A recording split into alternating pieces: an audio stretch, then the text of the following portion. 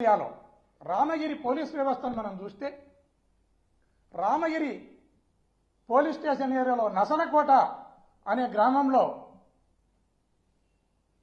ముత్యాలు అనే వైఎస్ఆర్ కాంగ్రెస్ పార్టీ కార్యకర్త పైన లీడర్ పైన ఇంటిపైన రాళ్లు పడుతున్నప్పుడు స్వయంగా నేనే రాళ్లు పడుతున్న క్రమంలోనే పోలీస్ వారికి నేను ఇన్ఫార్మ్ చేయడం జరిగింది.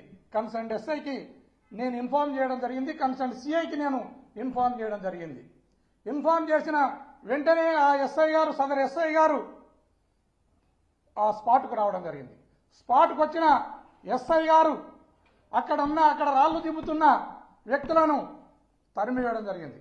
ఆ తర్వాత కేసు కట్టవలసి వస్తుంది అన్న భావనతో ఏదైతే దుండగులు రాళ్లు జిమ్మినారో ఆ రాళ్లను స్వయంగా ఎస్ఐ గారు తన జీపులో వేసుకుని పోవడం అనేది చాలా పోలీస్ వ్యవస్థకే సిగ్గుచేటుగా నేను భావిస్తున్నాను. అదే కాకుండా ఇదే రామగిరి ఎస్ఐ గారు ఈ రామగిరి మండలాధ్యక్షుని ఎన్నిక విషయంలో ఒక ముగ్గురు వ్యక్తులు అక్కడ ఎలక్షన్ ప్రక్రియలో భాగంగా వెళ్తే ఆ ఎన్నికను విఘాతం కలిగించే విధంగా అక్కడ ఉన్న దుండగులు వీరిపైన ఈ ముగ్గురిపైన దాడి చేస్తే దాడి చేసిన వాళ్ళది కంప్లైంట్ తీసుకుని కేసు కట్టవలసిన సబ్ ఇన్స్పెక్టర్ ఈ దాడి చేసిన వ్యక్తులను వదిలేసి ఏదైతే బాధితులున్నారో బాధితుల కారులో కత్తులను కటార్లను రాళ్లను వేసి ఆ కత్తులను కటార్లను రాళ్లను రికవరీ చూయించి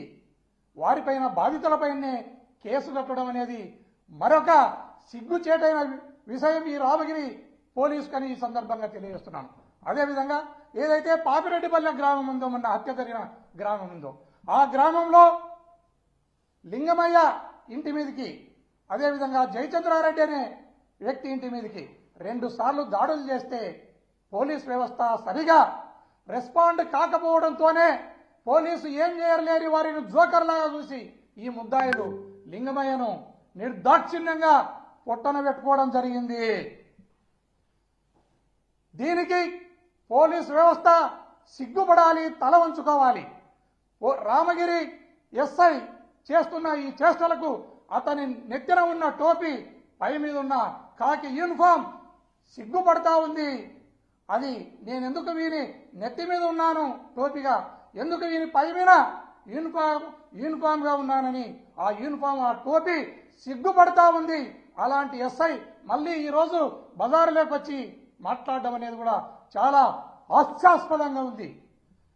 అలాగే ఈ రాష్ట్రంలో ప్రతిరోజు కూడా ఏదో ఒక ప్రాంతంలో రాజకీయ హత్యలు, రాజకీయ హత్యా ప్రయత్నాలు, అదేవిధంగా దౌర్జన్యాలు, దాడులు చేస్తూనే ఈ రాష్ట్ర ప్రభుత్వం ముందుకెళ్తా ఉంది.